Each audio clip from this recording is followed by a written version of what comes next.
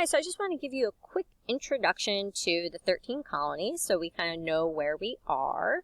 So you have different groups of people come into the New World, but since 1942, a lot of the New World was controlled by Spain, and England is going to want in on that.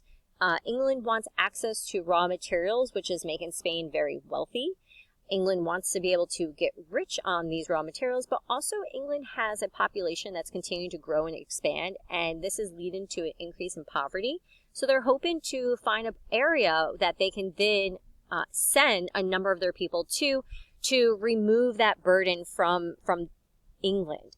And once England is established in the New World, they start to practice mercantilism. So England is the colonizing country. They're the mother country. And the colony exists solely for them to make a profit. They want to make money off of this. So raw materials from the colonies, from the Americas, will be sent back to England. They'll be made into manufactured goods and then sold back to the colonies. This is going to make a lot of money for Great Britain. And as long as Great Britain was making money, they were pretty happy about it. But the colonists, even though they were in this mercantilism system, were also prospering and making money once they were pretty well established. So just to kind of give you some background, in the 16th and 17th centuries, so that's the 15 and 1600s, people are going to be interested in coming to the Americas for a number of reasons. So the push factors, why are people leaving England? Well, many of them are being persecuted for their religion. If they were not a member of the Church of England, things were really complicated for them. There's also limited economic opportunity. Land in England was scarce. Unless you were from a very wealthy family that already had land, you would never own land, pretty much. You also have a group of Puritans. They wanted to create a religious utopia. So this perfect city upon a hill that could be a shining example to everyone else of what a religious community could look like, and it would allow them to have opportunity and the ability to practice their religion in peace. Pull factors, some of the reasons why they are then going to the New World or being pulled to the New World. Land is everywhere, right? So they see open land that has been established as colonies as a chance for them to own a piece of land, which they can never do in the old world. They also had this promise of religious freedom. They would not be persecuted. Ironically, many of these colonies that were set up would not persecute you if you practiced their religion, but they didn't necessarily allow other religions to practice there. And then, of course, economic opportunities, which they might not have back home in England. So one of the earliest documents from the colonial America is known as the Mayflower Compact. So on the Mayflower, a ship, a number of people, Puritans, but also other people who aren't necessarily part of this Puritan group, are on the ship, and they need to figure out a way to ensure peace and stability in the colonies when they get over here, because they're so far away from king and country, that they come up with the Mayflower Compact. A compact is just an agreement, and they agree that they're going to come to an agreement together and vote on things. So this is a very early form of democracy in the colonies. And people on the Mayflower are going to land in New England, amongst other groups. Once in New England, this is places like Connecticut, Massachusetts, what will become Maine. They are there to avoid religious persecution. They have this Mayflower Compact to help them stabilize the area. And once there's a lot of land and religious freedom to practice Puritanism, and then these economic opportunities that they saw elsewhere.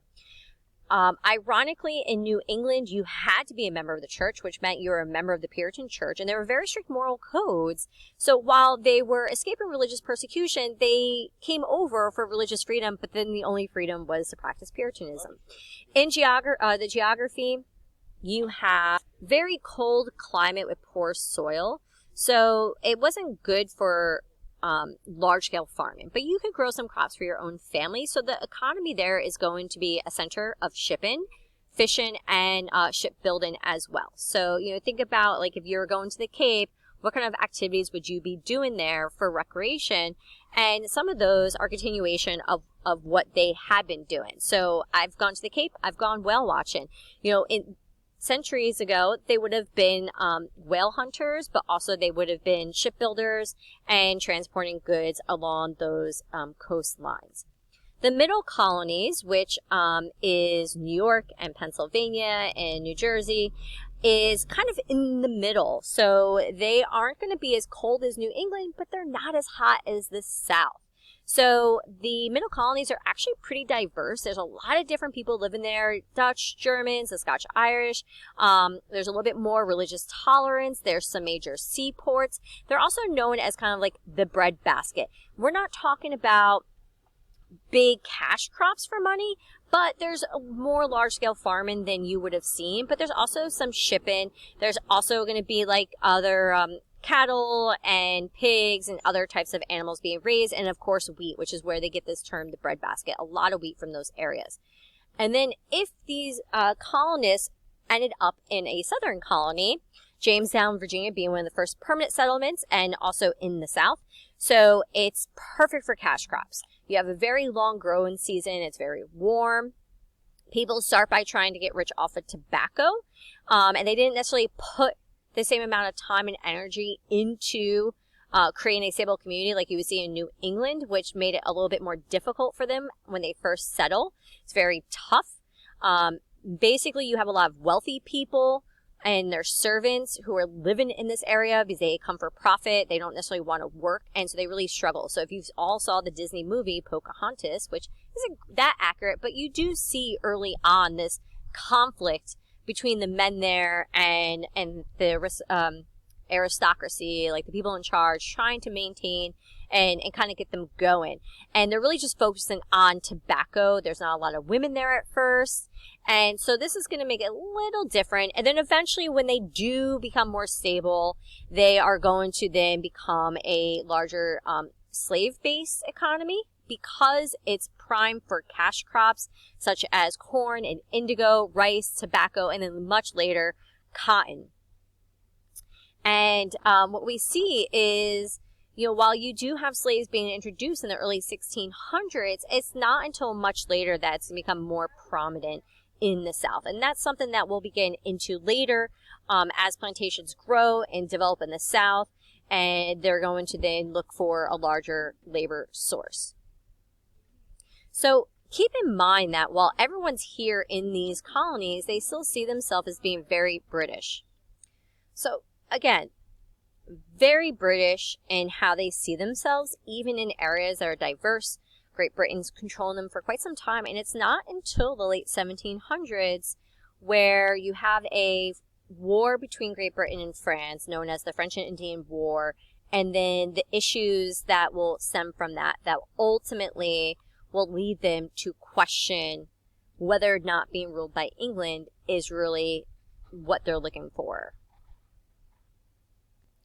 So even though Great Britain's controlling the colonies are still profiting and doing pretty well. Taxes in the colonies were actually pretty low, and even though there's restrictions and the colonists could only legally trade with England, things were pretty good. England used this policy called salutary neglect, which basically allowed colonists to make their own laws and live their own lives within their communities.